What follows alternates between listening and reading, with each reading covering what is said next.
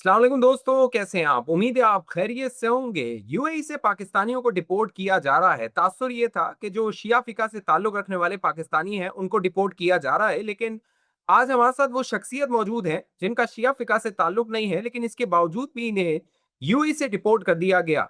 तारिक भाई हमारे साथ मौजूद हैं। ये अपनी कहानी बताएंगे कि इनके साथ क्या बीती है, इनको कैसे हिरासत में लिया गया, हिरासत के दिनों में इनके साथ किस तरह का सलूक रवा रखा गया, इनका जो कारोबार यूएई में इन्होंने शुरू करने की कोशिश की थी, उसके साथ क्या कुछ हुआ। तारिक भाई बहुत शुक्रिया आपने वक्त निकाला। मुझे ये बताइए कि जब आपको हिरासत में लिया गया, उस वक्त आप कहाँ मौजूद थे? हिरासत के बाद आपके साथ क्या कुछ हुआ? फिर क्या कहानी है, बताइएगा। Thank you first of all for hosting me here. जब मुझे अरेस्ट किया गया तो मरहबा मॉल दुबई रसलकोट का एरिया है, वहाँ पे मैं मौजूद था। आफ्टरनून का टाइम था। ब्लैक कलर की गाड़ी आती है, वो मेरे सामने पार्क करते हैं। वो मेरे गिलास को नॉक करते हैं, मुझसे डिमांड करते हैं चीज़ों की, जो कुछ भी गाड़ी के अंदर है सब कुछ हमारे साथ ले कर रहे हैं। मैं उससे क्वेश्चन करता हूँ कि कहाँ पे लेकर आऊँ, आप मुझे क्यों अरेस्ट कर रहे हैं। वो कहते हैं कि हम ये चीज़ें आपको ऑफिस में जाके बताएंगे, तो आप हमारे साथ ऑफिस चलो। गाड़ी में बैठता हूँ, मेरे आंखों के ऊपर ब्लैक कलर की पट्टी लगा दी जाती है, हाथ मेरे पीछे की तरफ बांध कर हाथ कड़ी लगा दी जाती है। गाड़ी में मुझे कोई जुर्म बताए बगैर, कोई बात बताए बगैर मेरी मार कुटाई की जाती है। जो मुझे बाद में पता चलता है कि अल अवीर इमिग्रेशन का एरिया है next to the international city, वहाँ पे मुझे लेकर जाया जाता है। रमज़ान का मंथ होता है, रोज़े की हालत में मैं होता हूँ, मुझे वहाँ पे जाकर लॉकअप में रखा जाता है, पानी तक मुझे नहीं दिया जाता। 3 घंटे के बाद मुझे इन्वेस्टिगेशन रूम में लेकर जाते हैं। वहाँ पे मुझे जाते ही पूछती हैं कि आप शिया हो या सुन्नी हो। शिया सुन्नी की बात के ऊपर मेरी कुटाई की जाती है। अच्छा कि मैं सुन्नी हूँ, शिया नहीं हूँ। तो शिया होना भी कोई जुर्म नहीं है। तो मुझे यही बार बार पूछा जाता है कि आप सच बताओ, शिया हो या सुन्नी हो। मैं कहता हूँ मैं तो सुन्नी हूँ। खुलफाए राशिदीन के नाम पूछे जाते हैं, वो मैं बताता हूँ उनको। तो बस दोबारा मुझे लॉकअप में बंद कर दिया जाता है। नेक्स्ट डे सेम होता है, थर्ड डे में भी सेम होता है। तो जब मुझे अरेस्ट किया जाता है तो जो पीछे की फॉलो अप होता है वो मेरा कज़न कर रहा होता है। उसको पता होता है कि मैं अफ्तारी के टाइम रूम पे अवेलेबल होता हूँ। उस दिन मैं टाइम पे ऊपर नहीं पहुँच सका, और मेरे सेल फोन जो थे वो ऑफ जा रहे थे। उसने पुलिस को अप्रोच किया, वहाँ पे बर दुबई एरिया है, वहाँ पे बर दुबई का पुलिस स्टेशन है दुबई में। उसमें उसने रिपोर्ट किया कि बंदा मिस आउट है, उसको फाइंड आउट किया जाए। तो पुलिस कहती है आपका जो बंदा है वो हमारे पुलिस सिस्टम में कहीं भी ऐसा वांटेड नहीं है, और ना उसको कोई रिकॉर्ड शो हो रहा है। तो आप उसको कहीं अपने रिलेटिव्स के पास चेक करो, वो कहीं गया होगा। तो मेरा दोस्त काफ़ी स्ट्रगल के बाद फिर नेक्स्ट डे एम्बेसी में जाता है, पाकिस्तान की जो एम्बेसी है दुबई में। वहाँ से उसको बताया जाता है कि ये 40 दिन का प्रोसेस है, 40 दिन के बाद हम बता सकेंगे कि आपका बंदा कहाँ पे है। तो मेरा कज़न वही वापस आ जाता है। नेक्स्ट डे वो फिर जाकर पुलिस रिपोर्ट करता है कि बंदे को फाइंड आउट नहीं किया गया, तो आप काइंडली हेल्प कीजिए। पुलिस दोबारा यही कहती है कि बंदा आपका हमारे रिकॉर्ड में नहीं है, तो आप उसको आउटसाइड ही चेक करें। मेरा कज़न ऐसे ही मुझे सर्च करता हुआ, उसको पता होता है जिस जिन लोकेशन के ऊपर मैं जाता हूँ वो मेरे साथ जाया करता था अक्सर। तो उसने वो मरहबा माल जो रसलखोर में है वहाँ पे जाकर मुझे चेक किया, तो वहाँ पे उसने मेरी गाड़ी देखी है पार्किंग में। जब उसने गाड़ी देखी है तो उसने पुलिस कॉल किया वहाँ पे, तो पुलिस फिर भी नहीं आती। फिर उसने हेल्प ली है जो वहाँ की सिक्योरिटी है मरहबा मॉल में, कि यहाँ पे बंदा आया तो उसकी गाड़ी पार्क है, लेकिन वो बंदा 2 दिन से मिस है। तो काइंडली आप हम हेल्प कीजिए हमारी, कि आप यहाँ पे कैमराज में देखे कि बंदा कहाँ पे गया, मतलब गाड़ी में इन आउट हुआ या नहीं हुआ। वो पाकिस्तानी सिक्योरिटी वाला है, वो हेल्प करता है। वो कहता है जी आपका बंदा जो है वो ब्लैक कलर की गाड़ी आई है, ये उसका नंबर है, वो ले गए हैं उसको। ये पुलिस में फिर रिपोर्ट करते हैं जाके कि ये गाड़ी नंबर है ब्लैक कलर की, कौन ले गया उसको जरा चेक करें। पुलिस के पास पूरा रिकॉर्ड होता है गाड़ियों को, वो नंबर से गाड़ियों को फाइंड कर लेते हैं। उन्होंने सर्च किया तो वो बताते हैं जी ये तो गाड़ी हमारे सिक्योरिटी डिपार्टमेंट की ही है, लेकिन हमारे पास इसका रिकॉर्ड नहीं है बंदे का। खैर जब मैं जाता हूँ तो सारी चीज़ें वहाँ पे, जब मुझे लॉकअप में रखा जाता है तो सारी चीज़ें मेरे पास होती है, गाड़ी से मैं निकाल के ले जाता हूँ। दो सेल फोन होते हैं मेरे, एक लैपटॉप होता है, एक वुड बॉक्स होता है जिसके अंदर मेरे डॉक्यूमेंट्स होते हैं, कस्टमर के पासपोर्ट्स होते हैं, ये चीज़ें होती हैं। वहाँ पे मेरे पास 65,000 दिरहम कैश होती है, जो मैंने बिजनेस बिजनेस के रिलेटेड यूज़ करनी थी उसी दिन। तो वो वहाँ पे सबमिट होती है, उसका एक पेपर बना के मुझे दिया जाता है, उसके ऊपर मेरे सिग्नेचर लिए जाते हैं। ये सब चीज़ें करने के बाद वो कहते हैं जी आप जब यहाँ से आपको रिलीज़ किया जाएगा तो ये सब चीज़ें आपको रिटर्न की जाएगी। तो ड्यूरिंग द हरासत मुझे यही 3 दिन की टोटल इन्वेस्टिगेशन होती है मुझसे। तो बाकी 49 डेज जो है मुझे वो सेल के अंदर अटल कैद दी जाती है। कोई मेरे से कोई इन्वेस्टिगेशन नहीं होती 49 डेज के अंदर। एक दिन जो 6 डेज होता है मेरे अरेस्ट के बाद का, उस दिन मुझे रात को मिडनाइट में मेरे अपार्टमेंट में लेकर जाते हैं। मेरे अपार्टमेंट की चेकिंग करते हैं पूरी, उनको कुछ नहीं मिलता वहां से। होता क्या है, कपड़ों के अलावा या रूम स्टफ के अलावा क्या होता है वहां पे? वहां पे मेरे क्वालिफिकेशन की डिग्रियां का बैग होता है, वो उठा के ले आते हैं, जिसमें चेक्स बुक्स, मेरे पर्सनल डॉक्यूमेंट्स होते हैं मेरे। तो वो सब उठा के ले आते हैं वहां पे, वो वहां पे आके जमा कर देते हैं। तो 49 डेज मैं यही उनसे पूछता रहता हूँ कि मुझे बताएं मेरा जुर्म क्या है। मुझे कुछ नहीं बताया जाता। मैं कहता हूँ आप मुझे कोर्ट में लेकर जाएं, ताकि मैं अपना वहां पे बयान दे सकूं, जो अगर मैं गिल्टी हूं तो फिर मुझे आप सजा दे सकते हैं। आप हैं कौन, आप मुझे आपने मुझे यहाँ पे क्यों रखा हुआ है? वो बताते हैं जी हम ना तो दुबई पुलिस हैं, हम ना सीआईडी हैं, हम नेशनल सिक्योरिटी हैं। तो जिसको नेशनल सिक्योरिटी पकड़ती है फिर उसको हम छोड़ते नहीं हैं। तो ये मुझे उन्होंने अर्ली बता दिया था कि अब आपका जो बिजनेस है ये हम खत्म कर देंगे। हम नहीं चाहते कि यहाँ पे कोई पाकिस्तानी बिजनेस करे। यहाँ तक मुझे बताया जाता है। तो मैंने कहा मेरा कसूर तो बताएं। कहते हैं कसूर कुछ नहीं है, आपने कुछ भी नहीं किया। बस हमने आपको पकड़ा था एक बंदी की इन्वेस्टिगेशन के लिए लेकर आ गए, आप झूठ बोलते हो शिया सुन्नी के ऊपर, आप जब तक ये सच नहीं बोलोगे तब तक आप अंदर रहोगे। तो मैं कैसे मान लेता कि मैं शिया हूं, लेकिन शिया मान भी लेता तो कोई जुर्म नहीं था। मैं तो था ही सुन्नी। जब मुझे मारते हैं तो मेरे मुंह में क्रॉन होता है, ये निकल जाता है इसका दांत का। वो मुझे राशिद हॉस्पिटल है वहाँ का, वहाँ पे लेकर जाके ट्रीटमेंट दिया जाता है मुझे। और वो भी 1 वीक के बाद। ये क्रॉन निकलने के बाद मैं रिपोर्ट करता रहता हूँ, 1 वीक के बाद मेरे रोने के बावजूद वो फिर मुझे लेकर जाते हैं राशिद हॉस्पिटल में, उस क्रॉन के ऊपर वो मटीरियल लगवा के फिक्स करवाते हैं। इतना जुल्म और ज्यादती की जाती है। खाना जो है वो सिर्फ 2 टाइम का दिया जाता है, जिसमें एक टेट्रा पैक जूस होता है और वाइट राइस होते हैं, जो मेरे ख्याल से हमारे बॉडी के रिलेटेड या हमारी जो जनरेशन है उसके रिलेटेड वो खाना नहीं होता। तो जो चिल उसका रूम है वहाँ का, वो सेल होता है। ये मैं इसको वाज़ह कर दूं कि एक कैद होती है जो जेल की होती है या हवालात की होती है, वो बड़ा डिफरेंस होता है सेल में। सेल की जो कैद होती है वहाँ पे पूरा ऑक्सीजन नहीं होता। और जो चिलर होते हैं उन्होंने फुली कोल्ड छोड़े होते हैं, और हमें ब्लैंकेट नहीं दिया जाता, एक जस्ट चादर सी होती है। तो मैं बार बार रिक्वेस्ट करता हूँ कि मुझे ब्लैंकेट दिया जाए या चिलर को कम किया जाए। कहते हैं नहीं, ये इसके ऊपर आपकी ये रिक्वेस्ट एक्सेप्ट नहीं होगी। तो खैर ये मुझे 3 दिन की इन्वेस्टिगेशन के बाद 49 डेज मुझे अटल कैद दी जाती है। मुझे मेरी कोई बात नहीं सुनी जाती, मेरी फैमिली से मेरा कांटेक्ट नहीं किया जाता। मैं इतनी रिक्वेस्ट करता हूँ कि मेरी फैमिली को मुझे इन्फॉर्म करने दिया जाए। यहाँ पे जो मेरे जानने वाले हैं एटलीस्ट मुझे उनको बताने दिया जाए कि मैं किसी मतलब या आपकी अरेस्ट में हूँ, तो ताकि वो पीछे मेरी फैमिली को इन्फॉर्म कर सकें।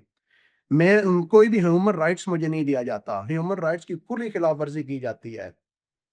तो खैर ये मुझे 49 डेज टोटल, मुझे 52 डेज ये अरेस्ट रखती हैं हवालात में। 49 डेज के बाद ये मुझे छोड़ना चाहते हैं वहाँ। 49 डेज के बाद जब मैं निकलता हूँ तो मैं देखता हूँ कि सारे इन्होंने लगेज वगैरह जो है वो सामने रखे हुए हैं। तो वो मैं देखता हूँ, उसके ऊपर मेरा लैपटॉप, 2 सेल फोन और क्वालिफिकेशन की डिग्रियां सब पड़ी हैं। तो मैं इनसे ये सवाल करता हूँ कि ये जो मेरे पेमेंट है मैं इसको काउंट करूंगा, मैं अपना सामान चेक करूंगा। वो कहते हैं ठीक है आप काउंट करें। वो पेपर मैं देखता हूँ, जो पेपर जिसके ऊपर मैंने सिग्नेचर करके सबमिट करवाया था वो पेपर चेंज होता है। वो जो मेरा सिग्नेचर होते हैं उस पेपर के ऊपर नहीं होते। 65,000 की कैश मेरी होती है, उस पेपर के ऊपर 40,000 का होता है, और वो कैश जो होती है मैं काउंट करता हूँ 40,000 होती है। वो ऑलमोस्ट 20 बंदे होते हैं सिक्योरिटी वाले मेरे लेफ्ट राइट में खड़े हुए। मैं उनसे ये रिक्वेस्ट करता हूँ कि ये तो मेरी पेमेंट कम है, और ये जो पेपर मैंने सिग्नेचर किया था ये वो पेपर नहीं है, तो काइंडली मुझे वो पेपर दें या मेरी पेमेंट पूरी दें। कहते हैं नहीं यही तुम्हारी पेमेंट थी। मैंने कहा नहीं, मेरी 65,000 थी, मैं भूल नहीं रहा, मैं सब कुछ याद कर रहा हूँ। मुझे कहते हैं जी अगर आपको 65,000 का डाउट है या आपको 65,000 का कंफर्म करना है तो मजीद आपको अंदर रहना पड़ेगा, हम पेमेंट को चेक करेंगे। मैं कहता हूँ कोई बात नहीं, आप मुझे दोबारा वापस बंद कर दें। 3 दिन के लिए मुझे दोबारा वापस बंद कर दिया जाता है। 3 दिन मुख्तलिफ मुख्तलिफ किस्म के लोग आते हैं मेरे पास, दबाव डालते हैं आप इसी पेमेंट के साथ चले जाओ तो अच्छा है, नहीं तो अंदर ही रह जाओगे, नहीं तो मर जाओगे यहाँ पे, हम नहीं छोड़ेंगे। तो मैंने कहा जी नहीं, मैं अपने हक के साथ तो जाऊंगा, मेरी पेमेंट तो पूरी की जाए। वो कहते हैं जी नहीं, आपकी पेमेंट जो थी वो जिस बंदे ने काउंट की थी वो बंदा इस टाइम कंट्री से बाहर है, तो मैं उनसे कहता हूँ कि ठीक है, आप उस बंदे को कांटेक्ट करें, उस बंदे को कॉल करें कि हमारे गवर्नमेंट के इदारे में चोरी हो गई है, तो आप आए उसको फाइंड आउट करें। बड़ा प्रेशराइज किया जाता है, लेकिन मैं अपनी बात के ऊपर कायम रहता हूँ। फिर जो 52 डेज कंप्लीट होते हैं तो मुझे वो वही पेपर लेकर आते हैं जिसके ऊपर मेरे सिग्नेचर होते हैं, और 65,000 लिखा होता है, और 65,000 पेमेंट भी मुझे दी जाती है कि ये लो, ये तो पेपर है, ये तुम्हारे सिग्नेचर है और ये पेमेंट है। मैं कहता हूँ ये मुझे दे दो, कहते हैं नहीं, ये आपको जब एयरपोर्ट पे छोड़ेंगे तब हम रास्ते में देंगे। मैंने कहा ठीक है। इसके पीछे जो एक वाकया होता है, जब मुझे अरेस्ट किया जाता है तो उसके चंद दिनों में, फिर चंद दिनों में, शायद 10 या 12 दिनों में ये राब्ता करते हैं मेरे कजन से व्हाट्सएप के ऊपर। सिक्योरिटी जो नेशनल सिक्योरिटी का इन्वेस्टिगेशन रूम होता है, वहां से मेरी पिक्चर निकालते हैं। मेरी आइज के ऊपर ब्लैक कलर की पट्टी होती है, हैंड्स में हथकड़ी होती है, तो ये पिक्चर निकाल के मेरे कजन को व्हाट्सएप करते हैं। मेरे कजन को कहते हैं कि इस बंदे को जानते हो? वो कहता है जानता हूँ, ये मेरा कजन है। कहते हैं ये हमारी कस्टडी में है, अगर आज इसको निकलवाना है तो 30,000 दिरहम का बंदोबस्त करो। तो उसने कहा नहीं, ये इसका कसूर क्या है? कहते हैं कसूर को छोड़ो, आप पैसों का बंदोबस्त करो अगर इसको छुड़वाना है तो उसने कहा ठीक है, पेमेंट का क्या प्रोसीजर है? कहते हैं अगर इसको यहाँ पे निकलवाना है तो पेमेंट 30,000 दिरहम का अरेंज करो, अगर इसको पाकिस्तान में डिपोर्ट करवाना है तो 15,000 की पेमेंट का अरेंज करो। तो उस जो आपके चाहने वाले होते हैं, जो आपके प्यार करने वाले होते हैं, वो पैसों की परवाह नहीं करते। मेरे कजन ने कहा ठीक है, मैं मेरे पास पेमेंट का अरेंज है, आप जो है वो किसको पेमेंट देनी है, क्या मेथड होगा उसका? वो कहते हैं कि एक इंडियन हमारा एजेंट है, वो आपसे कॉन्टेक्ट, इंडियन एजेंट मुझसे कॉन्टेक्ट करता है, एक इंडियन बंदा होता है, वो कहता है जी आपको वहां से कोई पिक्चर्स आई हैं तो उसके रिलेटेड वो पेमेंट है, वो बताओ कहाँ से लेनी है। अलकोज का एरिया है, वहां से वो बंदा आता है इंडियन, वो लेकर जाता है पेमेंट मेरे कजन से, और वो इस डील पे 15,000 लेकर जाता है दिरहम के, 15,000 दिरहम अभी लेकर जाता हूँ, और 15,000 जब मैं इनको रिलीज हो जाएंगे फिर मैं लेकर जाऊंगा। ये डील होती है मेरे कजन की और उस इंडियन एजेंट की। तो वो कहता है 2 दिन का टाइम है, 2 दिन में आपका जो बंदा है ये बाहर आ जाएगा। 2 दिन की बजाय 4 दिन गुजर जाते हैं, मेरा कजन कांटेक्ट करता है तो वो बंदा रिस्पॉन्स नहीं करता, उसकी कॉल नहीं उठाता, उसको व्हाट्सएप के ऊपर रिप्लाई नहीं देता। खैर जब मुझे डिपोर्ट किया जाता है तो मैं एयरपोर्ट के ऊपर मुझे पहुंचाया जाता है, रास्ते में जब मैं गाड़ी में कैश काउंट करता हूँ तो वो 65,000 बजाय 40,000 होती है दोबारा से। 25,000 मेरे फिर से वहां से उन्होंने चोरी कर लेते हैं, ये नेशनल सिक्योरिटी की टीम वाले। इसके अंदर गैंग है, ये माफिया, दुबई पुलिस, ये सीआईडी, ये नेशनल सिक्योरिटी, ये सारा माफिया है। ये एक वक्त से फायदा उठाते हैं। तो जब मुझे दुबई एयरपोर्ट पे ड्रॉप ऑफ करते हैं तो वहां पे मुझे कहते हैं कि आपने लेफ्ट राइट नहीं जाना, ये आपका बोर्डिंग पास है और हम आपको डिपोर्ट कर रहे हैं। ठीक है। तो मैंने कहा, मैं अब इनको वहां पे कहता हूँ, जब मुझे यहाँ वहां से कहते हैं ना कि ये आपका सामान है, हम आपको डिपोर्ट कर रहे हैं, मैं कहता हूँ डिपोर्ट का ऑप्शन नहीं है आपके पास, आप मुझे क्यों डिपोर्ट कर रहे हैं? कहते हैं हमारे पास यूएई गवर्नमेंट का लेटर है कि हमने आपको रिपोर्ट करना है। मैंने कहा वो मुझे लेटर मुझे दिखाएं। कहते हैं दिखाना नहीं है, बस है हमारे पास।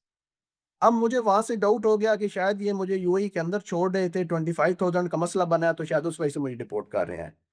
लेकिन ये क्वेश्चन मेरे माइंड में आया था, लेकिन ऐसा शायद नहीं था, उन्होंने मुझे रिपोर्ट करना ही था।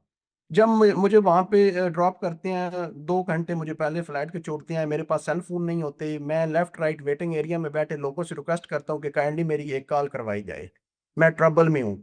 दाढ़ी मेरी ऑलमोस्ट यहाँ तक होती है, मतलब कि कपड़ों में से स्मेल आ रही होती है, 52 डेज के कपड़े पहने होते हैं, आपको पता है क्या सिचुएशन होगी। इतना जुल्म और ज्यादती की जाती है।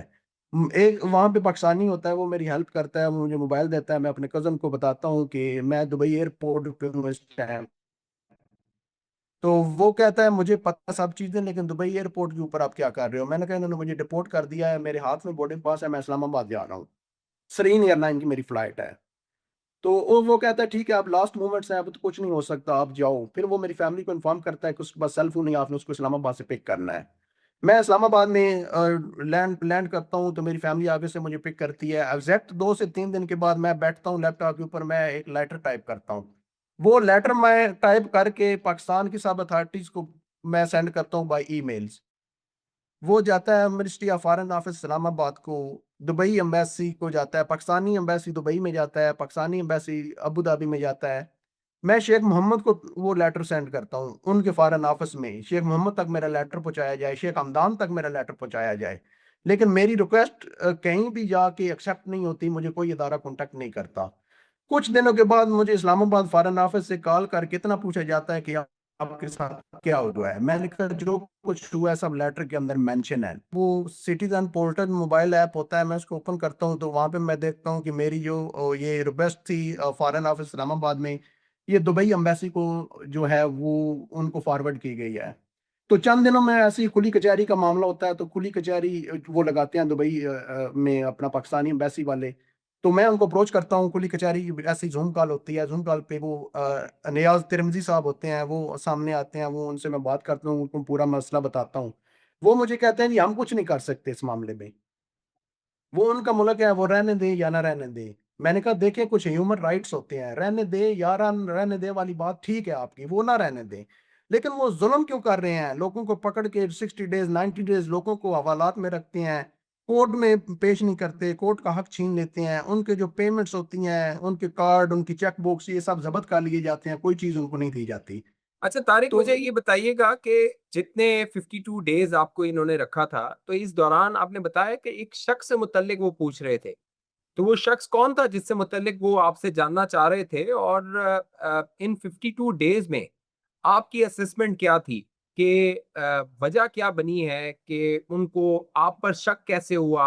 आप वो जो एक रेड ज़ोन होता है या जो दायरा होता है उनका शक का, उसमें आप कैसे आए थे? आपकी असेसमेंट क्या है? क्योंकि 52 डेज़ आप उनके साथ रहे, उनकी बातें सुन रहे होंगे, उनकी इंट्रोगेशन का सामना कर रहे होंगे। आपकी असेसमेंट क्या थी? देखें, जब मुझे अरेस्ट किया तो तब उन्होंने मुझे कहा था हम आपसे एक शख्स का पूछेंगे, ठीक है। बाद में जाके मुझे इतना शिया सुनने के ऊपर ज्यादा जोर दिया जाता है और मुझे कुछ चीजें ये पूछी जाती हैं कि आप क्या करते हो, यहाँ पे कैसे आए हो, क्या क्या करते रहे हो, अबू धाबी में आप मतलब कितनी बार गए हो, ये चीजें जर्नल से पूछते रहे हैं मुझसे। मेरे मोबाइल में के अंदर जितनी पिक्चर्स थी मेरे दोस्तों की, मेरे कजन्स की, मेरी फैमिलीज की, वो पूछते रहे निकाल के ये किसकी हैं, ये जर्नल चीजें थी। मेन उनका फोकस शिया सुनने के ऊपर था। और एक जिस बंदे का वो पूछते हैं, वो बंदा शायद दुबई में कभी गया भी नहीं है, उसका पूछते हैं कि वो आप उसको कैसे जानते हो, बस एक जर्नल सा पूछा था। तो उसके बाद मुझे और उस जो शख्स का, जिस शख्स से मुतल्लिक वो पूछ रहे थे, उसका प्रोफाइल क्या था? वो कौन था? कोई टेररिस्ट था, दहशतगर्द था, स्मगलर था, क्या था वो? वो कुछ भी नहीं था, वो मेरा हमसाया था पाकिस्तान में। जर्नल सा, मतलब जैसे जर्नल सा पूछा उन्होंने कि ये कौन है, अब मुझे नहीं पता कि वो क्या मतलब है, कुछ भी नहीं उसका। जैसे मेरे रूममेट्स थे, उनकी प्रोफाइल निकाल के रूममेट्स की पिक्चर देखेंगे, ये क्या करता है, मैंने कहा ये मेरा रूममेट है, मेरे साथ रहता है इतने सालों से, ये जनरल चीजें पूछी गई हैं। तो 3 दिन एक जोर दिया गया है एक क्वेश्चन के ऊपर, आप झूठ बोलते हो, आप शिया हो, इसके ऊपर ज्यादा जोर था उनके ऊपर। तो ठीक है। अब और आप कौन से सन में जो है वो मुत्तहदा अरब अमारात गए थे, यूएई गए थे, और कितना अरसा आप वहां पे रहे थे? मैं 2014 में गया था, 2014 में मैं यूएई में गया था, और एक आम सी जॉब मैं कर रहा था। फिर मैंने एमरेस एयरलाइन के लिए अप्लाई किया दुबई एयरपोर्ट पे। एमरेस ग्रुप के लिए मैं सिलेक्ट हुआ 2016 में। 2016 से 2022 तक मैंने एमरेस ग्रुप में जॉब किया दुबई एयरपोर्ट पे। तो एक एक आम पाकिस्तानी से या किसी आम रेजिडेंट से ज्यादा मुझे नॉलेज होता था रूल्स का, क्योंकि हमें रूल्स वहां पे पढ़ाए जाते थे, सिखाए जाते थे, डाटा प्राइवेसी तक हमारे कोर्सेज होते थे वहां पे एमरस की तरफ से। तो हमें इन चीजों का बड़ा ख्याल होता था, हम ये रूल्स, ये कोई लेफ्ट राइट या ये पिक्चर शेयर करना, कोई वीडियो बनाना, ये चीजें हमें पता था, हम इन चीजों से ऑलरेडी आगाह थे। हमने कभी भी ऐसी एक्टिविटी भी नहीं की कि कोई उनको ऐसा भी शक गया हो हमारे ऊपर। 2022 में मैंने वहां से रिजाइन दिया, तो मैंने वहां पे बिजनेस सेटअप किया ट्रैवल एंड टूरिज्म का। ये अबू बकर मेट्रो स्टेशन के नज़दीक एक हमारा ऑफिस था, अभी भी मौजूद है। सारा अयून के नाम से एक ट्रैवल एजेंसी है, कबाइल मॉल के बैक साइड पे दुबई में रहने वालों के लिए इंफॉर्मेशन है। तो उसी वो जो मेरे पास पेमेंट थी, उसी बिजनेस की पेमेंट थी, हमने जाफलिया इमिग्रेशन में उसके कोटे के लिए डिपॉजिट करवानी थी। तो वापस आपके पॉइंट पे आता हूँ, 42 डेज मुझे वहां पे लाकर में रखा गया, लेकिन जस्ट 3 दिन की इन्वेस्टिगेशन की गई, और बाकी 49 डेज मुझे किसी ने नहीं कांटेक्ट किया, मुझे रूम से नहीं निकाला गया। एक दिन निकाला गया जिस दिन मुझे बस वो लेकर जाते हैं राशिद हॉस्पिटल मेरे दीद का वो क्रोन लगाने के लिए, और एक दिन मुझे मेरे अपार्टमेंट पे ऊपर ले जाते हैं मिडनाइट में, बस। इसके अलावा मुझे कोई राब्ता नहीं करता, जस्ट मुझे खाना दे दिया जाता था। ठीक है। अच्छा, और ये जो लास्ट 50 डेज जो थी, 52 डेज थे, इस दौरान आपके घर वालों को ये यहाँ पे पाकिस्तान में पता चल गया था कि आपको वहां पे डिटेन कर लिया है, हिरासत में ले लिया है? और अगर उनको पता चल गया था तो वो यहाँ पे जो हमारा फॉरेन ऑफिस है या एम्बेसी वगैरह है, उसके हवाले से उन्होंने कुछ किया था? नहीं, फैमिली मेरी सिंपल सी है, उनको इतना पता नहीं चला था कि मैं कहाँ पे हूँ। इतना मेरे कज़न ने उनको बताया है कि he is under the police custody, बस इतना। उनको नहीं कि सीआईडी का, उनको नेशनल सिक्योरिटी का ये चीज़ें नहीं पता। उनको इतना ही पता है कि वो पुलिस की कस्टडी में है। अब पुलिस, वो नेशनल सिक्योरिटी वाले कितना टाइम लगा रहे हैं, कोई एक्सपेक्ट नहीं कर रहा था। 2 दिन, 3 दिन का प्रोसेस, 4 दिन का प्रोसेस होता है, मैक्सिमम 5 दिन का रिपोर्ट करना हो, तो उन्होंने रिपोर्ट कर देते हैं। अब मुझे 52 डेज़ उन्होंने यही मतलब बता के रखा कि हम इन्वेस्टिगेशन कर रहे हैं। ठीक है, आप यहाँ पे रहोगे जब तक इन्वेस्टिगेशन कंप्लीट नहीं होती। अब लास्ट पे ये चीज़ आ जाती है कि अभी इन्वेस्टिगेशन उनकी कंप्लीट हो गई थी, तो अगर मैं गिल्टी था तो मुझे जो उन्होंने सज़ा क्यों नहीं दी? मुझे कोर्ट में क्यों नहीं लेकर गए? अगर मैं गिल्टी नहीं था तो मुझे यूएई के अंदर रिहा क्यों नहीं किया गया? ये डिपोर्ट करने का तीसरा ऑप्शन कौन-सा ह्यूमन राइट्स आता है? ठीक है। वहाँ अच्छा, से और डिपोर्ट कर देना। 2023 में आपको डिपोर्ट किया गया, उसके बाद जो आपका वहाँ पे पासपोर्ट था, उसपे जो वीज़ा था, उसपे कोई डिपोर्ट की स्टैम्प लगाई गई, आपका जो वीज़ा है उसके बाद आपने अप्लाई करने की कोशिश की, यूएई जाने की कोशिश की, उसके ये कुछ हुआ और फिर क्या हुआ? मुझे अल अवीर में ही मेरी आईज़ स्कैन कर ली गई थी। जो डिपोर्टेशन का एक उनका हार्ड प्रोसेस होता है, वो आईज़ स्कैन डिपोर्टेशन करते हैं। जब मुझे एयरपोर्ट पे ड्रॉप करते हैं, एयरपोर्ट दुबई का टर्मिनल 1 था, वहाँ पे मेरे सामने वो इमिग्रेशन पे पासपोर्ट देते हैं, वो मेरा वीज़ा कैंसल करते हैं। मेरे पास 2 पासपोर्ट होते हैं, एक पासपोर्ट एक्सपायर होता है, वो उसके साथ लगा होता है, और एक वैलिड होता है। जो एक्सपायर पासपोर्ट होता है, जो मेरी क्वालिफ़िकेशन की डिग्रियाँ होती हैं, मेरे चेक बुक्स होती हैं, मेरे बैंक कार्ड्स होते हैं, ड्राइविंग लाइसेंस होता है, एमरस आईडी होता है, ये सब वो ज़ब्त कर लेते हैं वहाँ पे। इनमें से मुझे कुछ भी नहीं दिया जाता। तो ये मेरा वीज़ा कैंसल करते हैं, कैंसल करके मुझे वहाँ इमिग्रेशन पास करवा के मुझे फ्लैट तक छोड़ते हैं। ठीक है, ये प्रोसेस होता है इसका। अच्छा, उसके बाद आपने यूएई के अप्लाई किया, फिर जाने की कोशिश की, या आपको लाइफ टाइम बैन कर दिया? ये बैन तो पता नहीं चलता कि इन्होंने कितना मुझे बैन किया था, लेकिन यूएई का बैन जो होता है वो लाइफ टाइम ही होता है। जितना मुझे पता है, मैंने 7 इयर्स ऑलमोस्ट दुबई एयरपोर्ट पे वर्क किया है, मैं इन चीज़ों से वाकिफ़ हूँ। जब इनका जो बैन होता है वो लाइफ टाइम होता है। तो मैंने उसके बावजूद भी जब मैंने दुबई पुलिस का ऐप ओपन करके उसमें मैंने लॉगिन करके जब मैंने अपना कोई केस सर्च करना चाहा, तो मेरा केस कोई शो नहीं होता वहाँ के ऊपर। तो मैंने 2 बार अप्लाई किया है यूएई का वीज़ा, दोनों बार रिजेक्ट आया सिक्योरिटी रीज़न के ऊपर। दोस्तों, ये कहानी सिर्फ शहजाद तारिक की नहीं है। कई हजारों पाकिस्तानी हैं जो इस फेज से गुजरे हैं और गुजर रहे हैं, क्योंकि हालिया दिनों में हमने देखा, जो पाकिस्तानी कोशिश कर रहे हैं कि वो मुत्तहदा अरब अमारात जाएं, दुबई जाएं, वहां का सफर करें, तो उन्हें वीजा नहीं दिया जा रहा, या फिर उनको डिपोर्ट किया जा रहा है, या फिर यूं कह लीजिए कि उन्हें ऑफलोड किया जा रहा है। हालिया दिनों में इस तरह के कई वाकयात देखने को मिले हैं। उम्मीद करते हैं कि पाकिस्तान की हुकूमत यूएई के साथ इस मामले मामले को उठाएगी, और जो आम पाकिस्तानी, जो मेहनतकश पाकिस्तानी यूएई में, खलीजी ममालिक में मौजूद है, उनके मसाइल का तदारुक होगा। बहुत बहुत शुक्रिया शहजाद तारिक साहब, आपने हमें ज्वाइन किया और अपनी पूरी जो कहानी थी वो आपने बताई।